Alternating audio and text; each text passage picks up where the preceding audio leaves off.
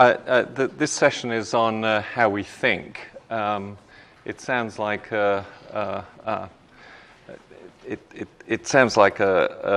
something that's not immediately relevant to emergency medicine in the sense that it's not. It doesn't sound very dramatic or life-saving, but in fact, how we think is probably the most important thing that you do in all areas of medicine, but especially in emergency medicine. And emergency medicine has probably served as the platform for getting this material into the medical curriculum generally. It's said that the environment, the emergency department, is actually a laboratory for the study of human error.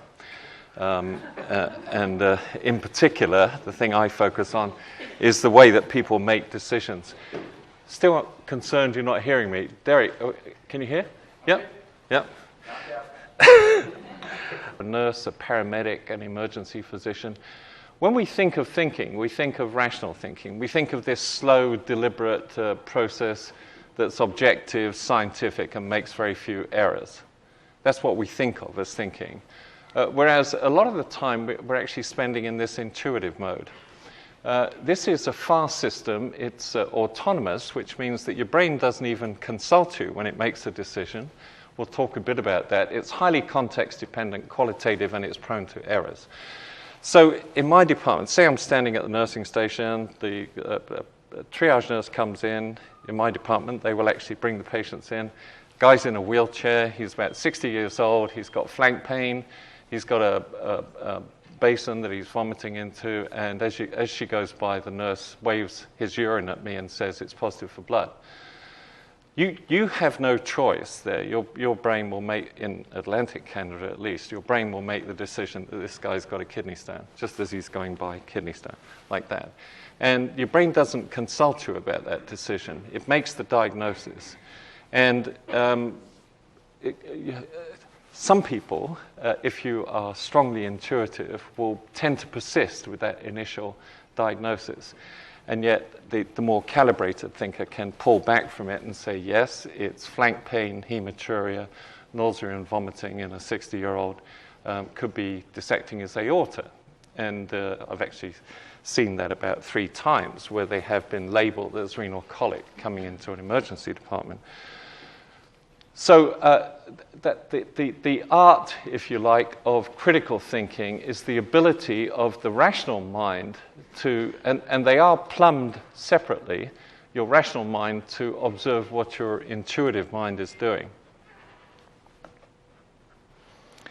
And this whole thing is called dual process theory. It's the dominant theory of thinking. It's where these things are in the brain. Most of system 1, the intuitive system, is located in the old brain. This is a ventral view. That's a lateral view. X1 is ventromedial prefrontal cortex, nucleus accumbens, amygdala, and sort of inferior lateral cortex. That's all system 1.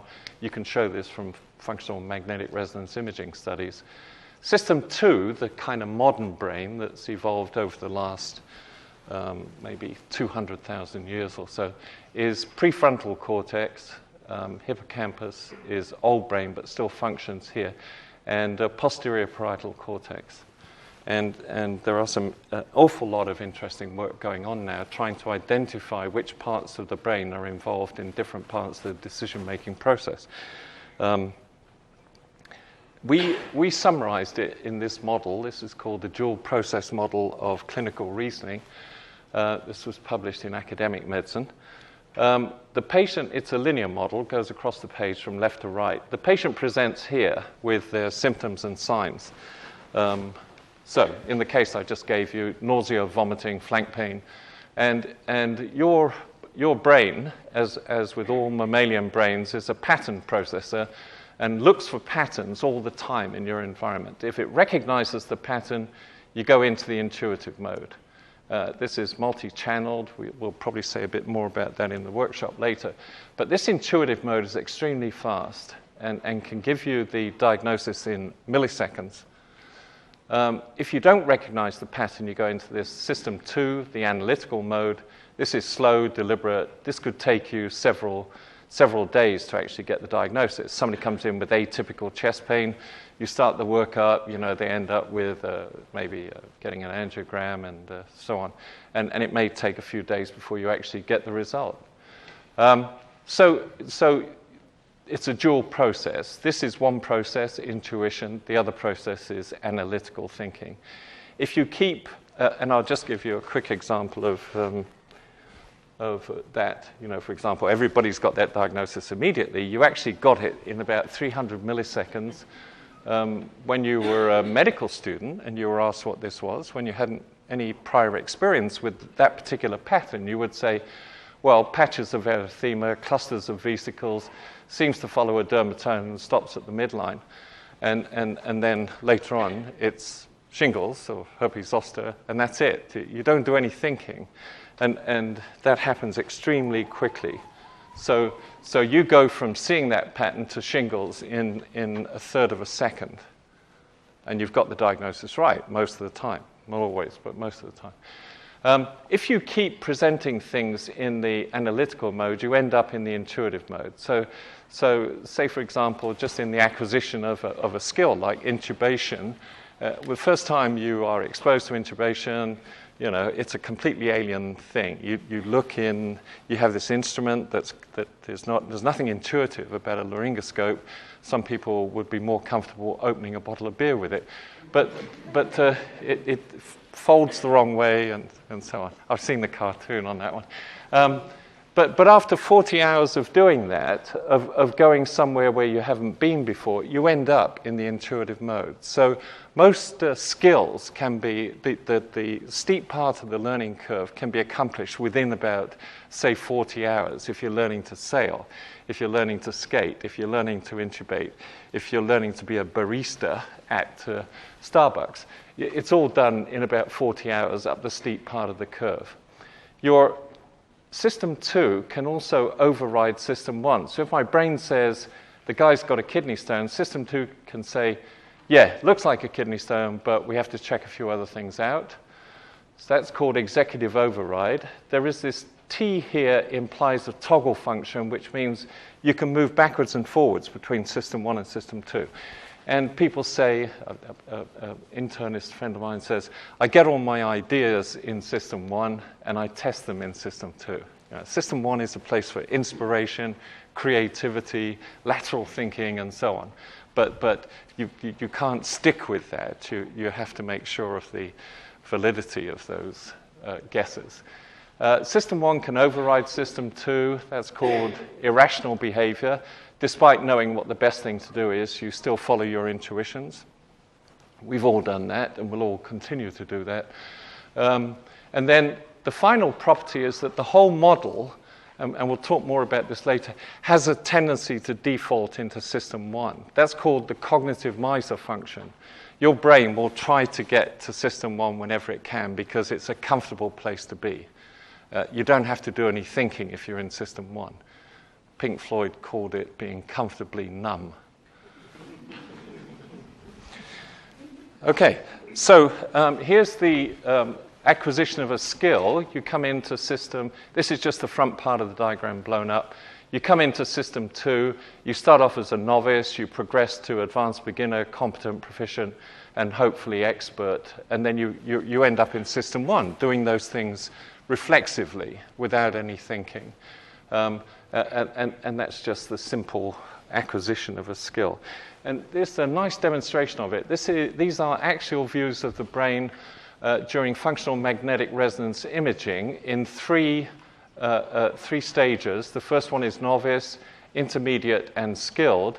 And you can see right at the outset, when the novice sees the problem for the first time, System 2, the frontal part of the brain and the parietal part of the brain and areas of the motor cortex all light up. Tremendous amount of activity going on.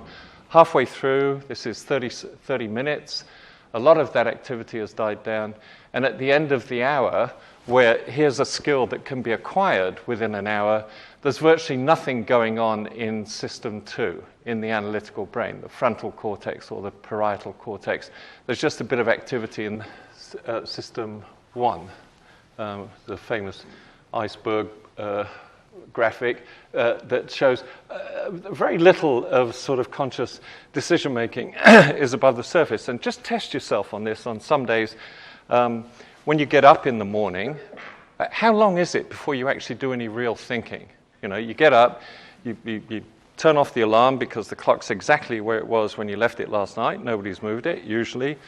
You swing your legs out over the side of the bed. The floor is still at the same height that it was yesterday.